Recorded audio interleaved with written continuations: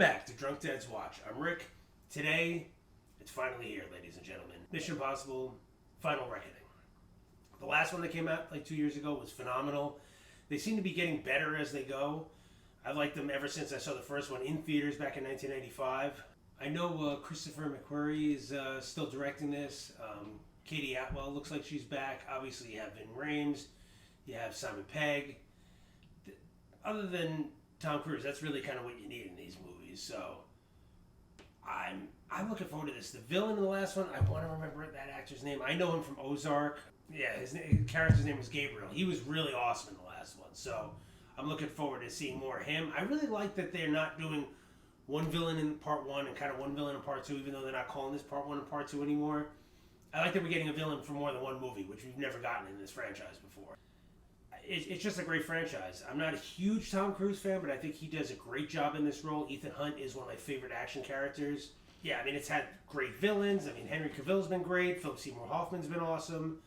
I just love this franchise, so I want to check this out. First, please like, share, and subscribe. There's the music. Last one ended on such a good cliffhanger. I can't wait to see what happens here. Our lives are not defined by any one action. My boy, Luther. Our lives are the sum of our choices. I wonder who the villain is in this one. Is it still the guy from the last one? I don't remember what happened. Everything you are, everything you've done, Cool, nice. has come to this. When the It's need gonna be for the big stunt. certainty That's is what I wanna know. absolute, and the odds are deemed impossible, the mission falls to him.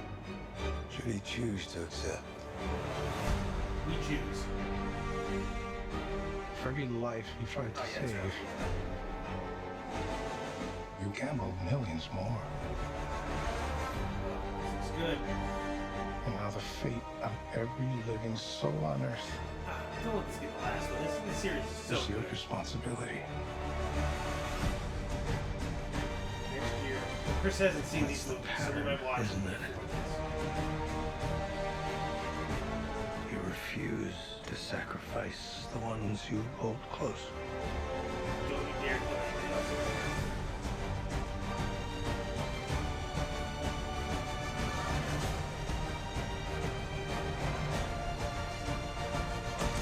Okay. Oh, You've always been on the right side, brother. I have no regrets. can't kill Neither should Luther. you. Oh my God! I need you to trust me. One last time.